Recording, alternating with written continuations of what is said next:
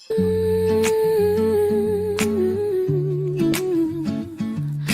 it up. Yeah. Wake up the world, it's a brand new flow. Stories are brewing with Joe. Pull up a seat, let your truth unfold. Real talk, real hearts, real souls. It's coffee and conversations with Joe, where your voice has room to grow. No judgment, just love that flows. Coffee and conversation. What's up, everybody? Y'all like my new theme song? Hey, Coffee and Conversation with Joe. Your boys, we are back.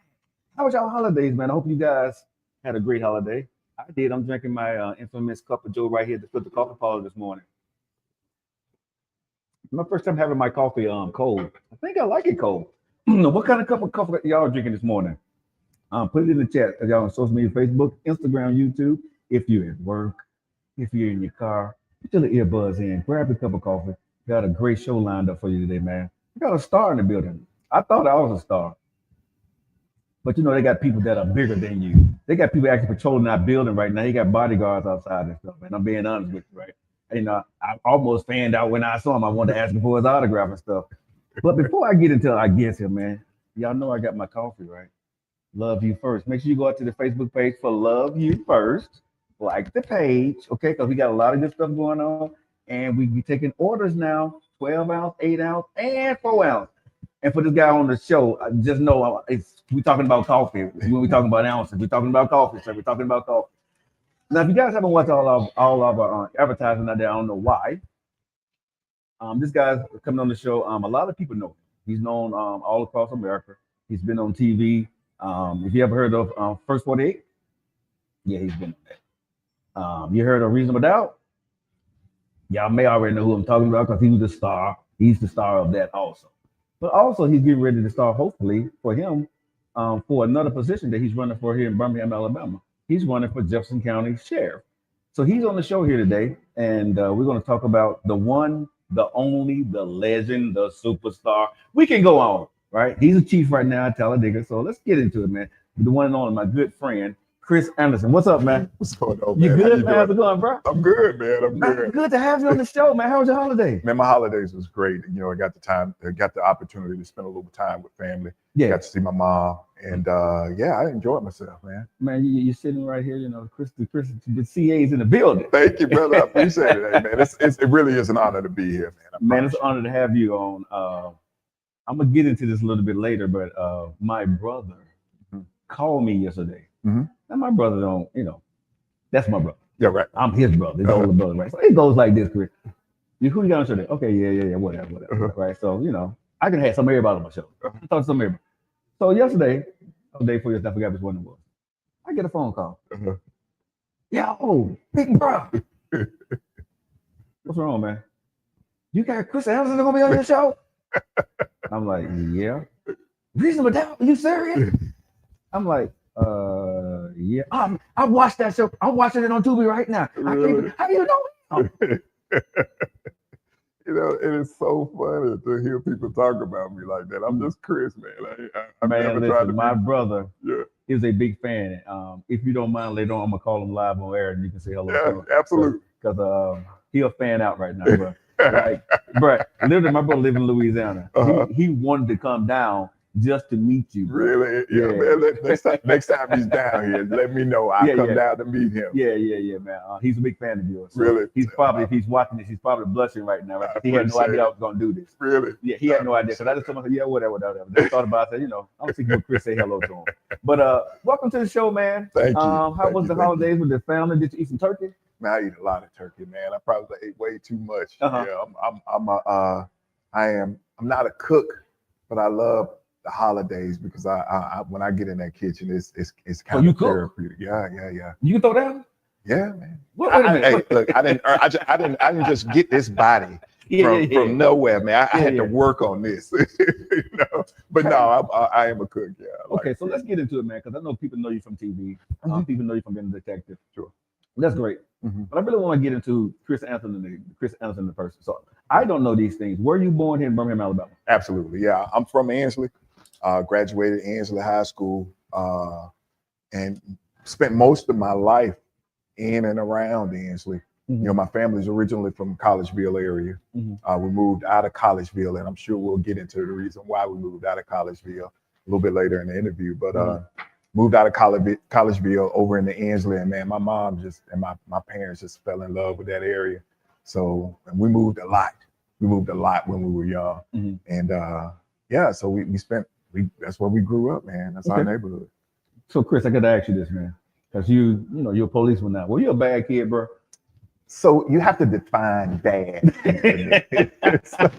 No. But bad was bad. Bro. Bad was bad. Okay, so I anytime I do mentoring, anytime I do anything, especially talking to kids, and I've done this across the country, I'm very transparent on who I was before I became Detective Chris Anderson or Chief Chris Anderson, because this person that you see before you is way different than Chris Anderson. There are a lot of people from the Ansley area and the Collegeville and North Birmingham area that knows Chris Anderson.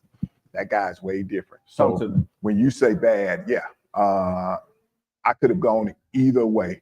I could have been, who I am today, or I could have been a prisoner.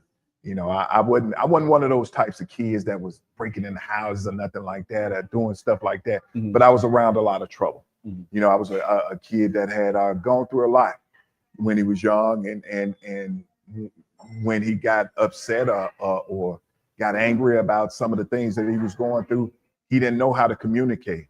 He knew how to fight. So I got into a little bit of trouble when I was younger. Not nothing that. I think the night where they want to say fisticuffs. Yeah, fisticuffs. Yeah. And didn't make the best grades in school, but I persevered through it. I got my degree, and then I decided to change who I was. Okay, so you wasn't a good kid in school. You got in trouble, not good grades. Not great grades. Did you go to college? I did go to college. Graduate of the Talladega College, my alma mater. Okay, that's why you did. So you did now. Okay, yeah, I work at my mom. So you did your whole time in Talladega? No. I started off at Alabama A&M. Originally planned on going to A&M, and so I came out of high school, man. I hurt my knees real bad, and I was my goal football. Okay. Yeah. So my goal was to go and be this baller, and God didn't allow it to happen. And plus my past came back to haunt me, the grades that I was making in high school. Okay. So I ended up, so I signed to play with A&M, but didn't have the grades to make it into the school. So I ended up playing ball over at a school called East Mississippi Community College. And life happened, I ended up, bearing a child, my second child, actually. I had one while I was in high school. And, so I decided to leave school and work through, in police work for a long period of time without having a degree, because God has blessed me throughout my entire career. We talked about that off camera. God has truly, truly blessed me throughout my career.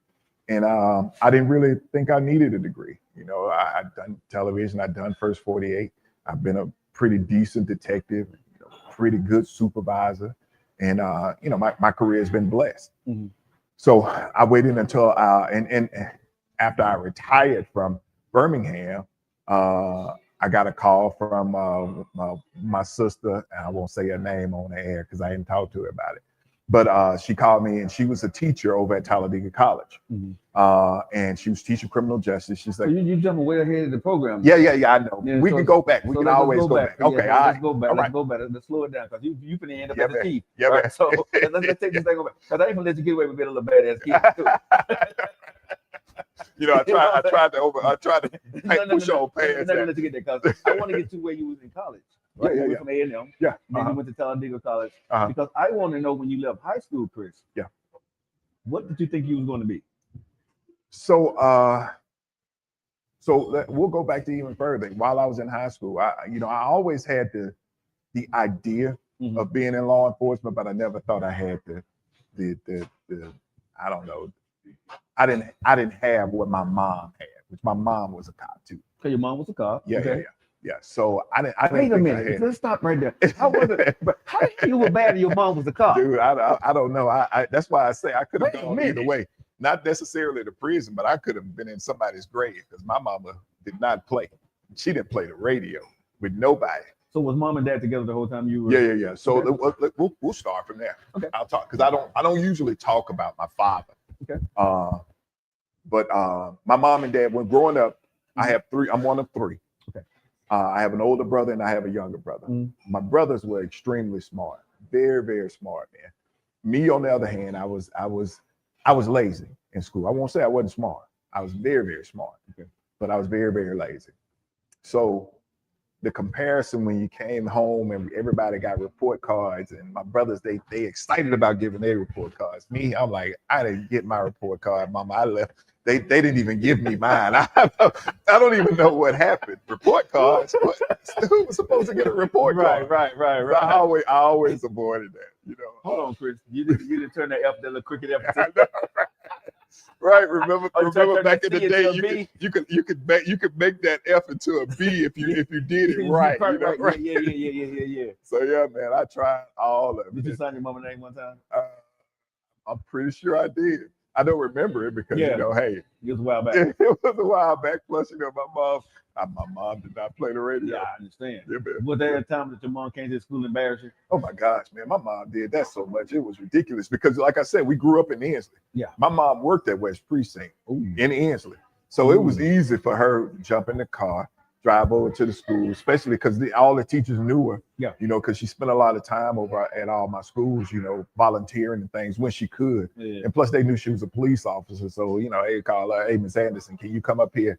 Because number one, Chris is in trouble again, and we need somebody just to kind of walk through the schools."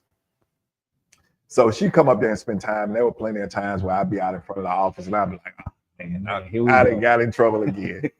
It's one of those things, but you live and you learn, man. You know? Did you, Chris? I did. I really did learn. It took me a while. It did take me a while. But you sound like the one that put your hand on the stove and burn. It's okay, get burned it's okay. It won't happen this time. Yeah. I just did it wrong. Right. Yes, that was me. Okay. That was Chris Anderson. So did your mom have talks with you about to go into law enforcement, not to go in law enforcement? My mother tried to steer me so far away from law enforcement, man. She did all of her sons that way. You know, we were. You gotta picture this whole thing. Okay. So number one, you have my mother, who's a breadwinner. My father was a man. Even though he was my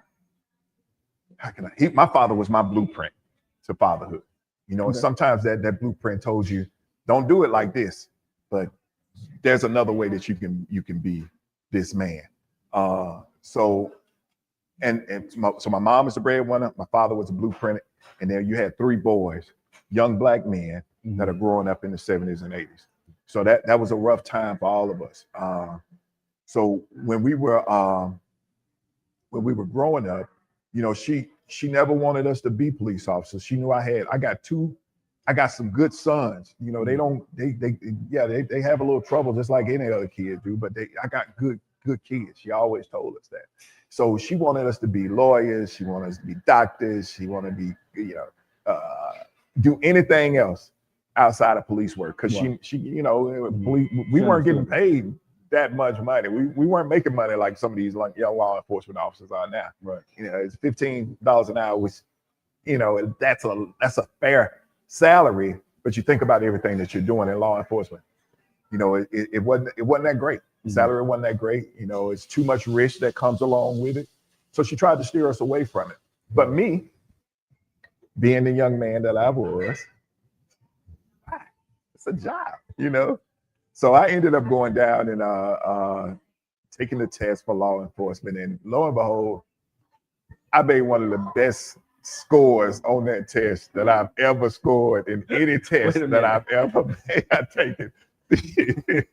Came easy to you. It really did, man. It really did. I want to say it was like a 98 out of 100. I scored really, really high on that test. And, you know, I was kind of afraid. And by that time, you know, I had, you know, life had happened. I had, you know, got married and had a child and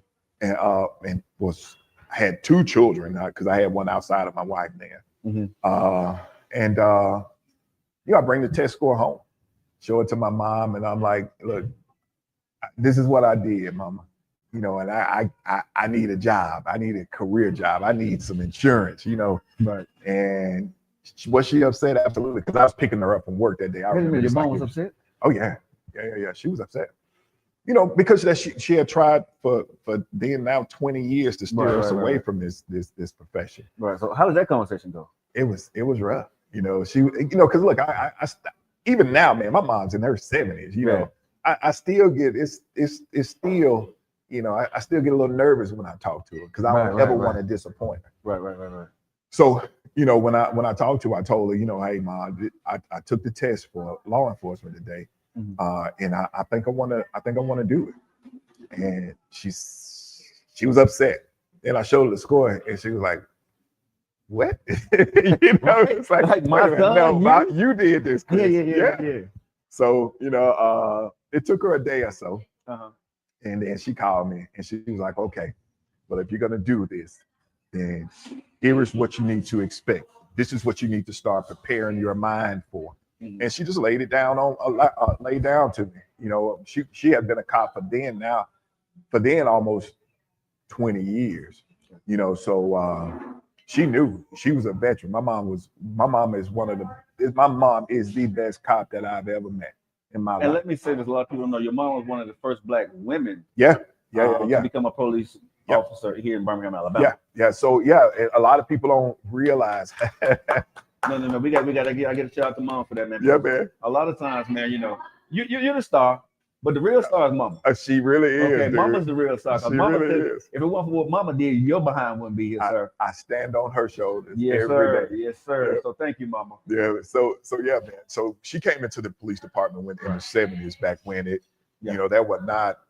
That's right after. Yeah, right after everything had happened. You know, we we were starting to get some rights, and you know, they had to suit it for Black females and really people of color to be allowed to be hired on with police work. Right. But she was one of the people that there were some before her, but there were not many at all.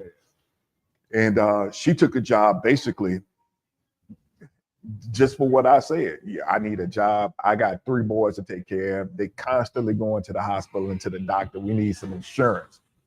So she took the job then, and I mean, I don't know if she really flourished in the job, you know. So I got guys now that still work in police work, or knew my mom or worked with her, because we worked the last 8 or 9 years together. Oh wow. But I got guys now that call my mom. One of them helped my brother take her to the doctor a couple of weeks ago.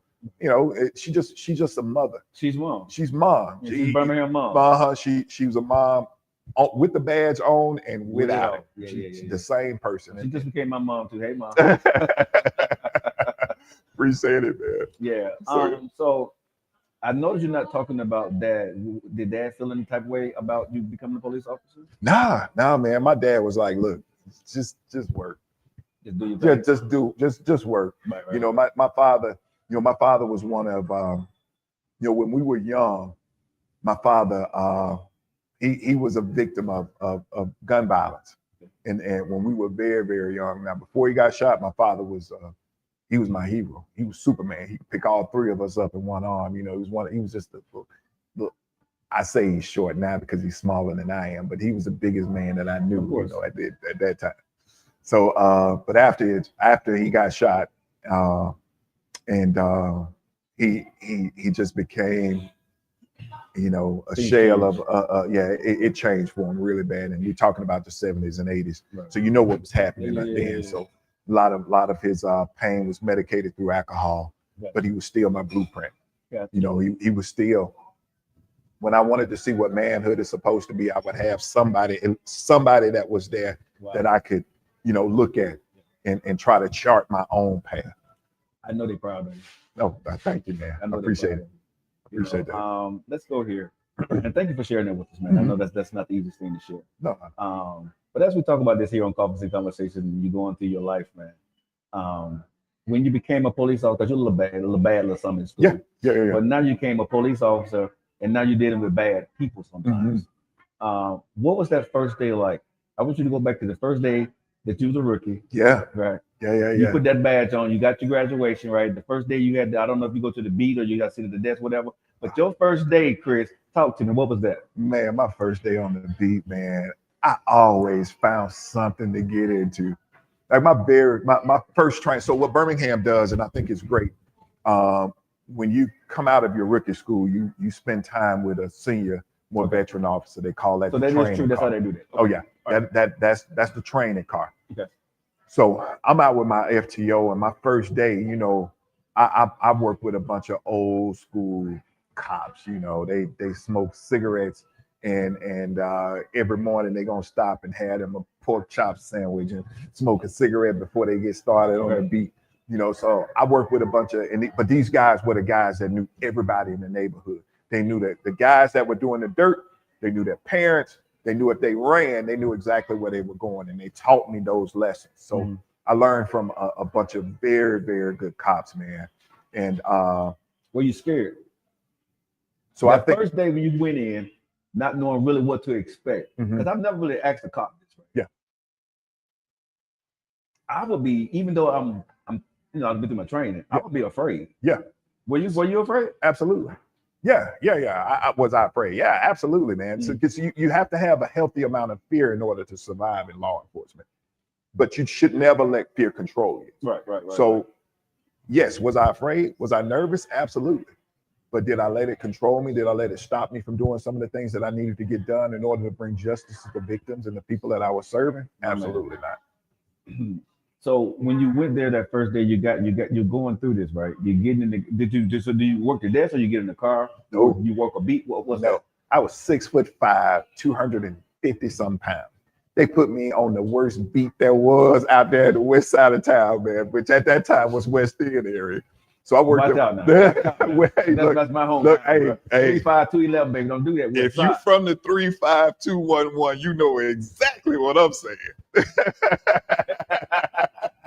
Hey, man, but back in the early 90s, man, West End was rough, man. Yeah, that was the gang era. Yeah, that was the man. gang era. Yeah, man. So I worked over in that area for the first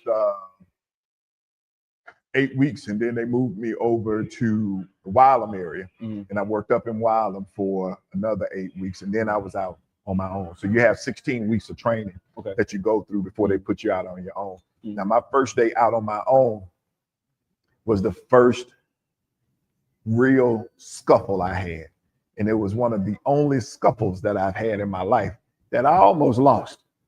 Talk to me. All right, so here, and it's a funny story now. So I'm out with my partner who was, she was a veteran officer, but she was, smaller female, kind of petite. We get a call, first call at the gate.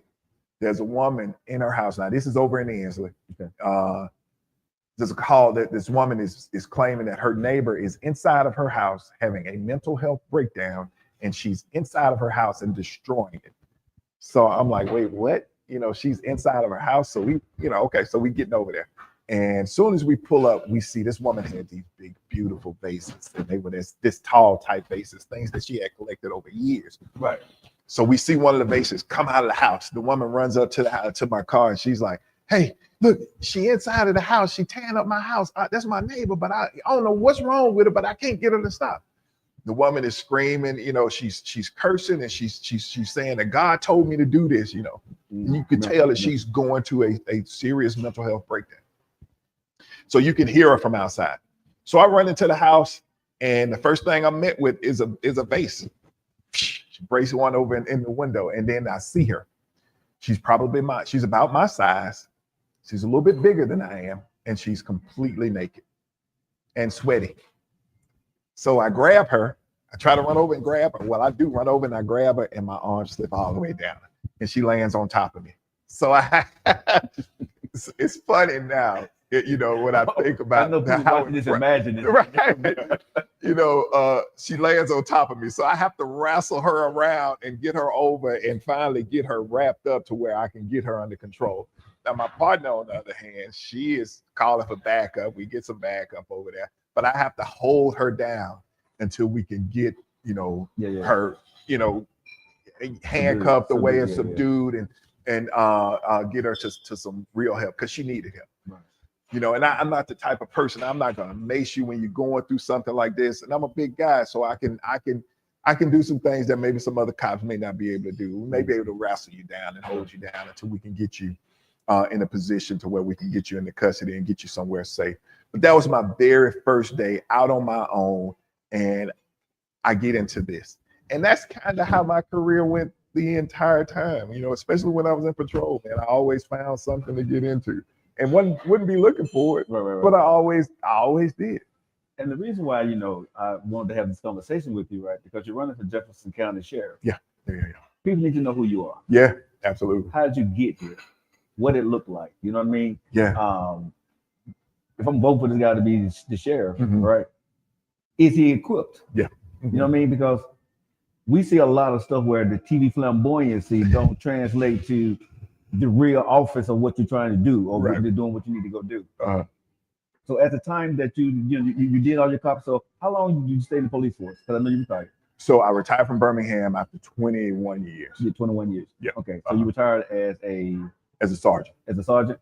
Okay. And so your 20-some years, when you look back at that career, did you accomplish everything you want to accomplish? Absolutely not.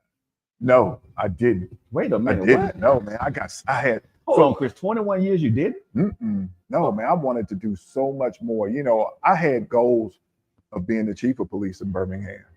That was my goal. And, you know, but I had a preacher tell me one time, you know, if you ever want to hear a funny joke, tell God what you want to do, because He's gonna laugh at you. You know, my goals for what I have are my goals, but they may not be God's plan for you. And so in 21 years, I did a lot. I accomplished a whole lot. You know, me working in the detective bureau and solving some of the cases that I did was great. But I wanted to solve all of my cases, and I had 3 that I ended up leaving on the table that I just couldn't solve. I know exactly who did them. I couldn't prove it. Couldn't prove it. And so yeah, those are some of the. How frustrating is that when you know but you can't prove? How frustrating for as an officer going through it and putting the time in? How frustrating was that? It was extremely frustrating for me because you know, you build relationships with a lot of the people that you serve.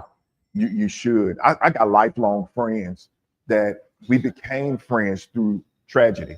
You know, and I was thinking about some of them today. But I got a lot of lifelong friends. But even some of the cases that I didn't solve, I still communicate with the families. And this is, you know, I hadn't worked a homicide case since 2011, you know, but I still communicate with some of the families now. You know, it's just when you have, I'm one of those types that I want to bring justice for everybody. You know, I want to make sure that the work that I did brought you some sort of peace, some sort of closure. There's no real closure in homicide. It's really not. Okay. But at least the service that I gave, I wanted it to be a positive outcome to every case that I wanted. So that's why I say I didn't accomplish everything that I wanted to do in law enforcement. How important,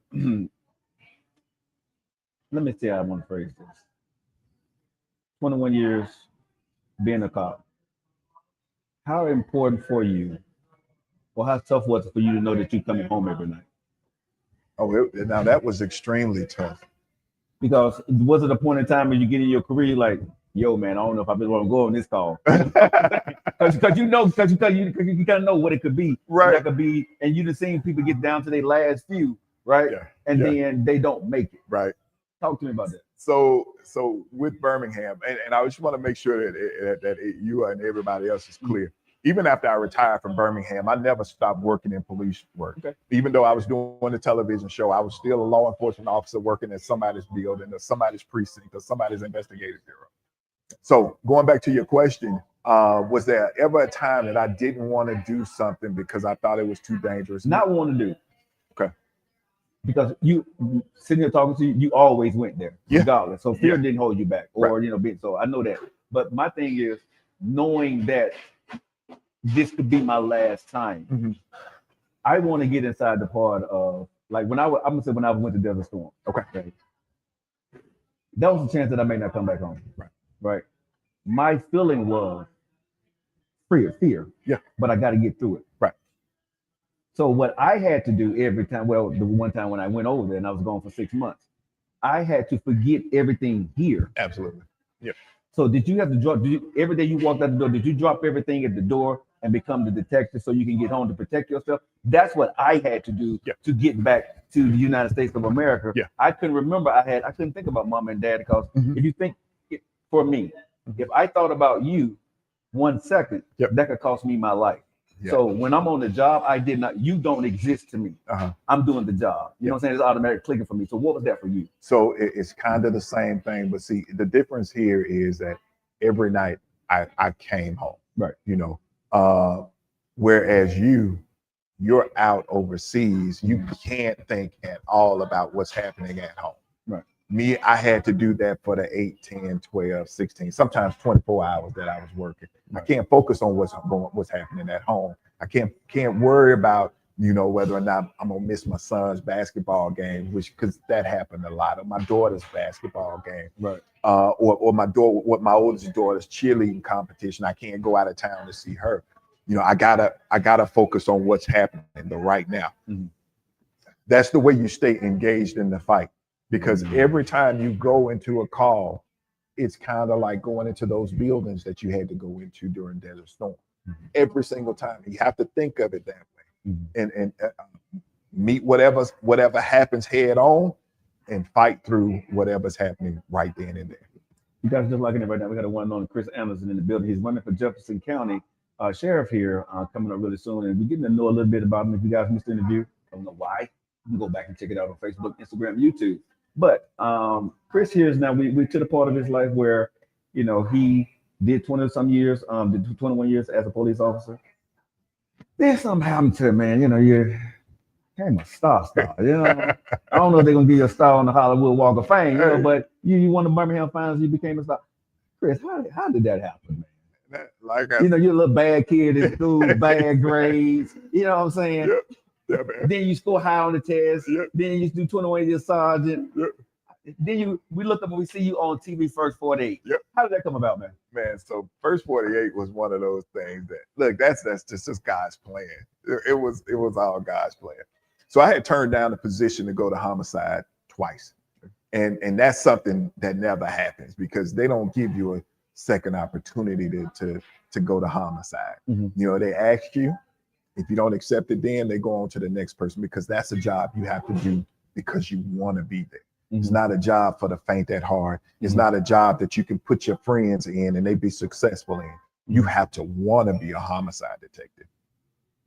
So they asked me, I was young, you know, had young kids. So I turned it down the first time. The second time they asked me about it, I turned it down again because I let other folks influence me. The third time, and there was something that actually happened to me that they wanted to ask the third time. I was working robbery, and I'm on the freeway, and I see these guys that are driving down the street in this old beat up car, and I noticed that they're wearing gloves on their hands, and it's 80, 90 degrees outside. It's extremely hot outside. Right. Especially too hot for you to have on gloves. So I'm like, okay, wait a minute, what's going on with this? Right. So I ended up following those guys, and I was about to stop them, but they pulled over at a store, and both of them walk in, and then I see what's about to happen. They go in and they rob the store. So I called for backup, you know, and the backup, before the backup could arrive there, which it probably took them 2 or 3 minutes to be inside the store. They go in, rob the store, come back out. So I'm by myself. I'm not gonna, you know, both of these guys are having firearms. So, you know, the best course of action is to take them down with multiple, you know, police officers there. So I'm following them. We get them on the, end up getting them stopped up on the freeway, and they got all the money in the car and everything. They had just robbed the store. So I come back to the precinct that day, and you know, these are the guys that I saw running the store. So I had to talk to the detectives that are working the case. And it just so happens that while I'm there, the supervisor for homicide is there, and he hears about what happened. And he comes back and says, "Chris, you sure you don't want to come to homicide?" And I'm realizing, okay, this is the third time this man has asked me about going. I need to go because he was one of my mentors. He's always been one of my mentors. He's still my mentor today. Okay. So I said, you know what, Captain? Yes, I want to go. And I didn't even talk to my family about it. Ooh. Yeah. Ooh. So that's a doghouse. that was a doghouse. Yeah. So I go back, and then they you know, it wasn't very long because we needed homicide detectives. They transferred me over to the unit because I have this thing about finding stuff. I love puzzles growing up. Okay. I love solving stuff when I was growing up. I love building stuff. So and I think that attributes to the reason why I was an okay detective. So I get into the detective bureau, and my first year, man, I'm sorry, I get into homicide. My first year, I had the worst luck ever. Every time I was on call, I got a homicide. I ended up with about 15, 16 homicides my first year. Wow. The majority of them, a portion of them I solved. And I want to say I was about 50-50 my first year. And then the next year I got a little bit better, and I was able to solve a few more of those cases. And then by my third year, I realized that, hey, okay, I figured out how we need to make this work. And I just started working my cases the way that I thought they should be worked. Now there's a whole story behind that. But I started working the cases and I got better at it.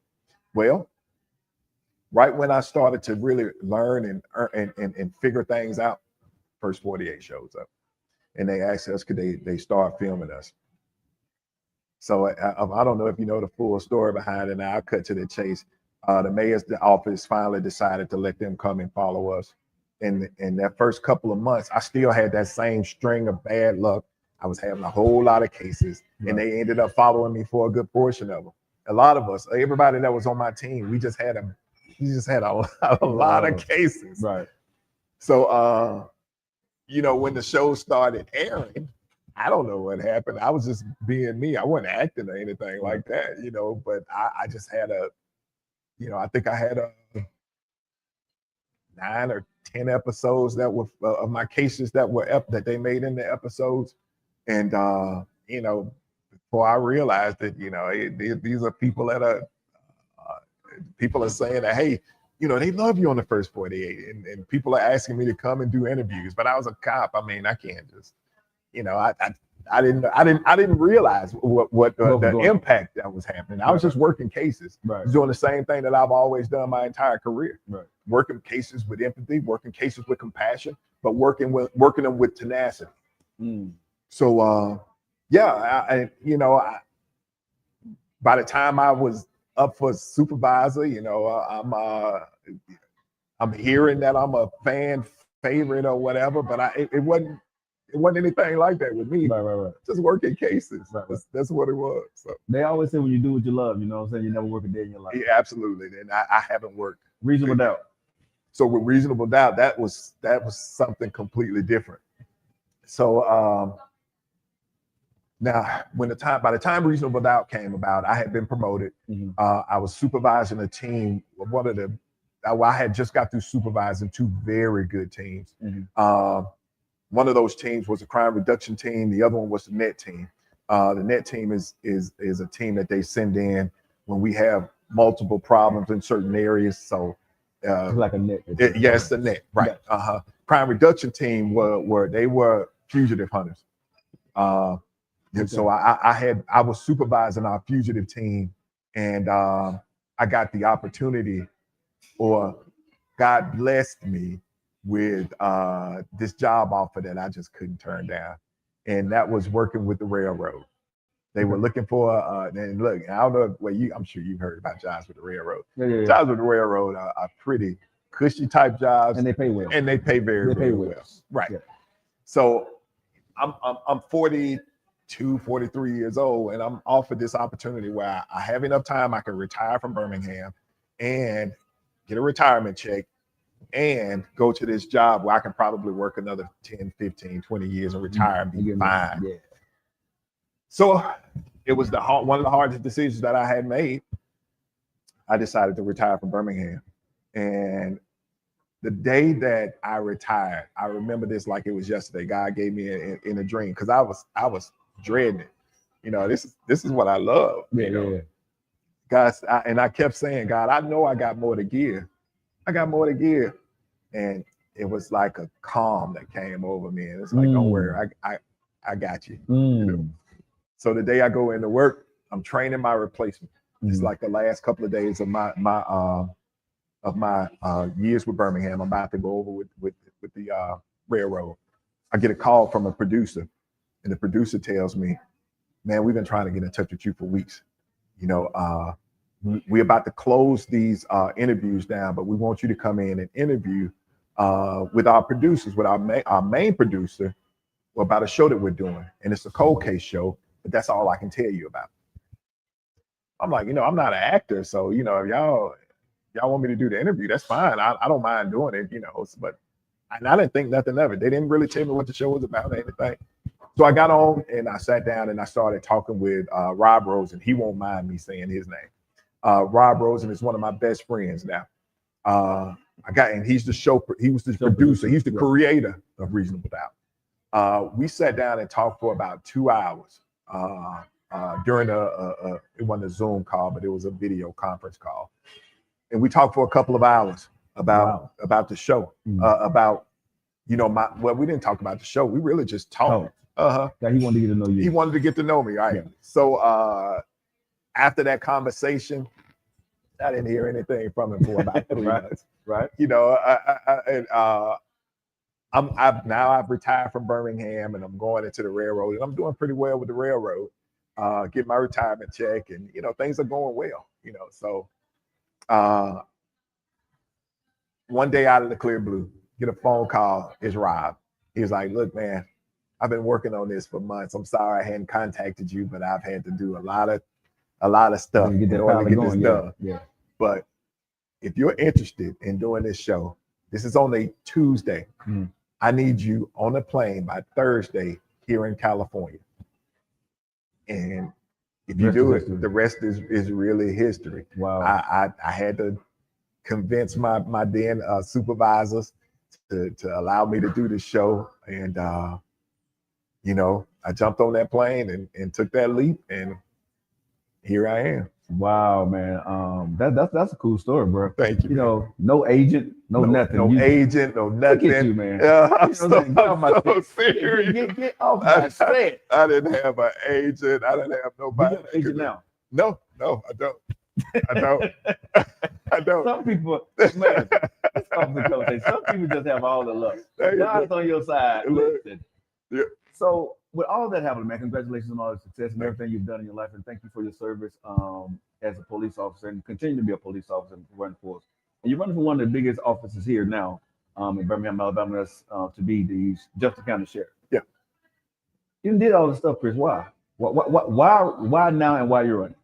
So I said this during our last portion. I think I still have more to give.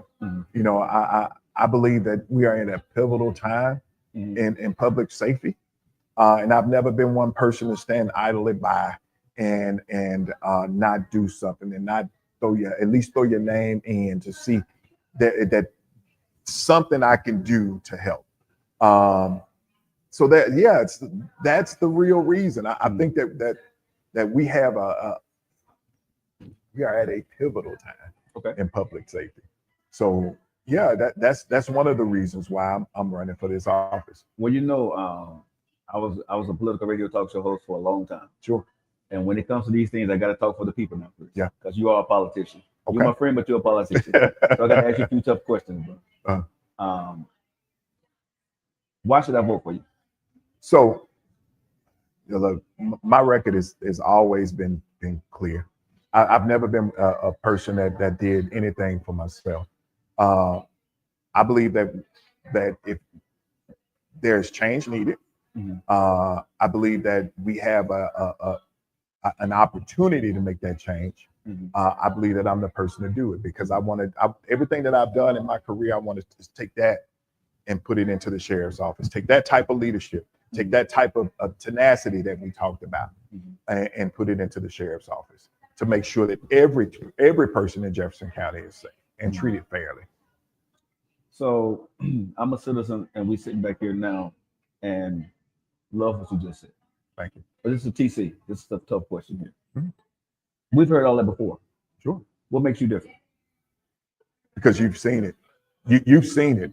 Every person that's paid any attention to what I've done in my career, you've seen the type of person that I am. I'm, despite what people say, despite how people feel, I don't do anything for me. I'm all about service. I believe in service, and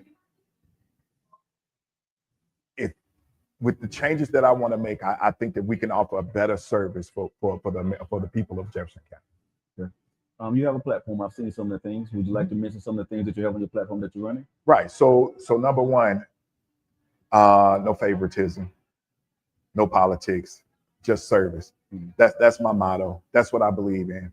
You know, and I also believe in public safety over politics. My whole platform, my entire career, my entire life has been dedicated to public safety and public service. I don't believe that politics and public safety belong in the same sentence. And if our listening audience, as they're sharing this out and listen to the show today, where can they find more information about your campaign? And if they want to donate, they want to do anything, where can they find information about it? Sure.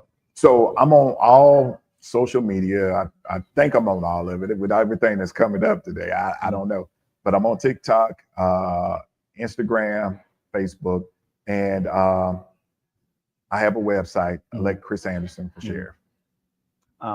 Now, I always do with all our politicians that comes on. The camera's right there. Talk to the people and tell them what you want. Listen, I want to work to earn every vote that I get. I don't want you to just give it to me. I want to earn every vote. So if you don't believe in my platform, or if you don't know who I am, give me the opportunity to earn your votes. And that's really it. Okay. Now I need to. Now you didn't get all these, but we did all the business, right? You know, I need to ask you a favor, man. I'm going to call my brother. Okay. Live here on the show. Let's do it. And I don't know if he's going to answer because he don't know I'm going to do this. But he is a crazy fan for you, bro. And so we're going to see. I've never done this on the show before, but we're going to see. I hope you don't say that too crazy. I appreciate it. Look, you're a better man than me. I would definitely not put my brothers on speaker. Well, I love my brother. Hey, this is Joe. I own the show, so.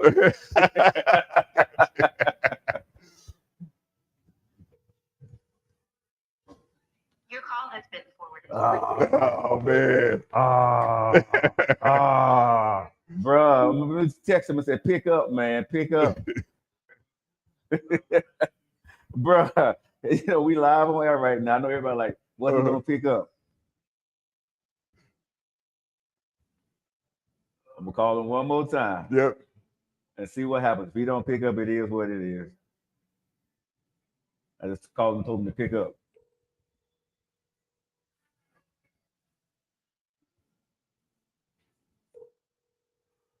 He must be busy and can't pick up. Yeah. Your call has been forwarded. All right. Well, Chris, do this, man. Talk to the camera and say, my brother's name is Bernard. Bernard. So you can say hello to him, bro. So Bernard, I hate that you missed the opportunity. I hate that I didn't get the opportunity to speak with you, man. But listen, I'm pulling for you. I appreciate everything you've done. I appreciate you getting Joe to bring me on to the show. And thank you for everything. Thank you for following First 48 and Reasonable Doubt. All right, man. I appreciate you, big dog. Thank you, dog. Nothing but love, man. Appreciate it, hey, man. taste my cup of Joe. Let me know what you think. So let the people know. This first time, go ahead and taste. Tell me what you think. You know what? I told him when I first came in, I'm not a huge fan of coffee. This is a coffee I would drink. This is absolutely a coffee I would drink. That's 2 espressos, a shot of honey, and turmeric. Really? So I'll be able to drive to work and not even have to worry about anything. That's what I'm talking about. All right, y'all, man. Chris Anderson, man, y'all have known him from being here in Birmingham, Alabama, as a police officer, serve the community. Now, the other thing is, you know, you've seen him on TV as the star and all that other good stuff. But that aside, he's not running for office right here in Birmingham, Alabama. Make sure you guys do your homework. I'll never tell anybody who to vote for. I always just bring them on the show, that you guys make your own decisions. Hope you guys have enjoyed this show. We want to thank all of our guests, all our sponsors for doing everything for the show, man. We love you guys. Coffee Conversation has become a household name now. We'll see you guys next week. And you know how your boy feel about you, right? Of course. I love you.